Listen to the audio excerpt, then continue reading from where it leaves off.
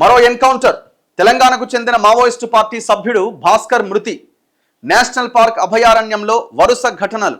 భాస్కర్ మరి వీళ్ళందరినీ ఒక్కసారే పట్టుకున్నారా? ఎందుకంటే ఫస్ట్ సుధాకర్ టాప్ కమాండర్, ఆయనని చంపేసిరు, ఎన్కౌంటర్ అని అంటున్నారు. మరి ఎన్కౌంటరా లేకపోతే అందరినీ సుధాకర్తో పాటు ఈ భాస్కర్తో పాటు ఇంకా చాలా మంది పేర్లు చెప్తున్నారు, వాళ్ళందరినీ ఒకేసారి పట్టుకున్నారా?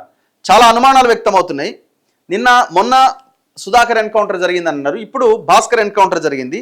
దీనికి పౌర హక్కుల నాయకులు ఏమంటున్నారంటే, వాళ్ళు నిన్న ఒక ప్రెస్ నోట్ రిలీజ్ చేశారు. ప్రొఫెసర్ గడ్డం లక్ష్మణ్, ఎన్ నారాయణరావు, వీళ్ళు తెలంగాణ పౌర హక్కుల సంఘం నాయకులు ఏమంటున్నారు వాళ్ళంటే, ఛత్తీస్గఢ్ పోలీసుల అదుపులో ఉన్న మావోయిస్టు నాయకులు బండి ప్రకాష్, నేషనల్ పార్క్ కార్యదర్శి దిలీప్, మద్దడు ఏరియా కార్యదర్శి సీటు రామన్న, డీసీ మెంబర్ మున్నా, సునీత, మహేష్లతో పాటు 10 మంది మావోయిస్ట్ నాయకులకు పోలీసులు ప్రాణహాని తలపెట్టకుండా వెంటనే కోర్టులో హాజరుపరచాలి.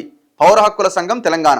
ఛత్తీస్గఢ్ రాష్ట్రం బీజాపూర్ జిల్లాలోని ఇంద్రావతి నేషనల్ పార్క్ అటవీ ప్రాంతంలోని ఒక గ్రామంలో నిన్న మావోయిస్టు పార్టీ కేంద్ర కమిటీ మెంబర్ సుధాకర్, తెలంగాణ రాష్ట్ర committee member Mailarapu Adellu alias Bhaskar, Bandi Prakash, national park కార్యదర్శి దిలీప్, మద్దడి ఏరియా కార్యదర్శి సీటు రామన్న, డీసీ మెంబర్ మున్నా, సునీత, మహేష్లతో పాటు 10 మంది మావోయిస్ట్ నాయకులను పోలీసులు ప్రాణాలతో పట్టుకున్నారు. నిన్న సుధాకర్ని ఎన్కౌంటర్ పేరిట హత్య చేశారు. అలాగే ఈ రోజు సాయంత్రం అంటే నిన్న భాస్కర్ను కూడా ఎన్కౌంటర్ పేరిట హత్య చేశారు. ఇంకా వారి అదుపులో బండి ప్రకాష్, మిగతా మావోయిస్ట్ నాయకులను ఎన్కౌంటర్ పేరున హత్య చేసే ప్రమాదం ఉన్నది. వారికి ఎలాంటి హాని తలపెట్టకుండా వెంటనే కోర్టులో హాజరుపరచాలని పౌర హక్కుల సంఘం తెలంగాణ డిమాండ్ చేస్తున్నది. ప్రాణాలతో దొరికిన మావోయిస్టు నాయకులను ఎన్కౌంటర్ పేరు హతమార్చడం రాజ్యాంగ విరుద్ధం, చట్ట వ్యతిరేకం. దేశవ్యాప్తంగా ప్రజాస్వామికవాదులు, ప్రతిపక్ష పార్టీలు దీన్ని ముక్త కంఠంతో ఖండించాలని కోరుతున్నాం. మావోయిస్టు పార్టీ ప్రకటించినట్లుగా కేంద్ర ప్రభుత్వం కూడా కాల్పుల విరమణ ప్రకటించి మావోయిస్టు పార్టీతో శాంతి చర్చలు జరపాలని పౌర హక్కుల సంఘం తెలంగాణ డిమాండ్ చేస్తున్నది. సో అయితే వీళ్ళ అనుమానం ఏంటంటే వీళ్ళందరినీ ముందే పట్టుకున్నారు అని. సో నిన్న ఒక ఎన్కౌంటర్ జరిగింది. వరుస ఎదురు దెబ్బలతో మావోయిస్టు పార్టీ కుప్పగూలుతున్నది. ఒక్కొక్కరుగా కీలక నేతలు నేల కొరుగుతున్నారు.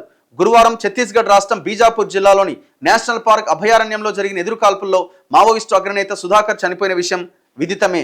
ఒకరోజు వ్యవధిలోనే అదే అభయారణ్యంలో శుక్రవారం జరిగిన ఎదురు కాల్పుల్లో తెలంగాణ మావోయిస్టు పార్టీ సభ్యుడు కొమరం భీం జిల్లా కార్యదర్శి మైలారపు ఆడేళ్లు ఎలియాస్ భాస్కర్ చనిపోయారు. ఘటనా స్థలం నుంచి ఆయన మృతదేహంతో పాటు AK-47 రైఫిల్, పేలుడు పదార్థాలు భద్రతా బలగాలు స్వాధీనం చేసుకున్నాయి. ఈ ప్రాంతంలో అడపాదడపా కాల్పులు కొనసాగుతున్నట్లు పోలీసులు తెలిపారు. నిన్న కూడా ఇదే స్టేట్మెంట్, అడపాదడపా కాల్పులు కొనసాగుతున్నాయి అన్నారు. ఒక వికెట్ లేచిపోయింది. మళ్ళా నిన్నేమంటారు, మళ్ళీ అడపాదడపా కాల్పులు కొనసాగుతున్నాయి అంటారు. మళ్ళీ ఇవాళ వికెట్ లేస్తుందా లేదా చూడాలి. అందుకే వీళ్ళకి అనుమానం ఏంటంటే వీళ్ళందరినీ పట్టుకున్నారు ఆల్రెడీ, ముందే ఒక్కొక్కరిని కాల్ చేస్తున్నారని. భాస్కర్ మీద 25 లక్షల రివార్డు ఉంది. మొన్న చంపిన సుధాకర్ మీద ₹1 కోటి రివార్డు ఉన్నది.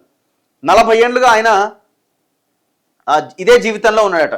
40 ఏళ్ల కింద అడవి బాట పట్టిన మైలారపు భాస్కర్, ఆయన వయసు ఇప్పుడు 56 ఏళ్లు.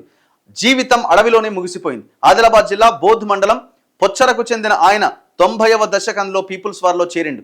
తొలుత క్రాంతి పేరుతో కొరియర్గా పనిచేసిండు.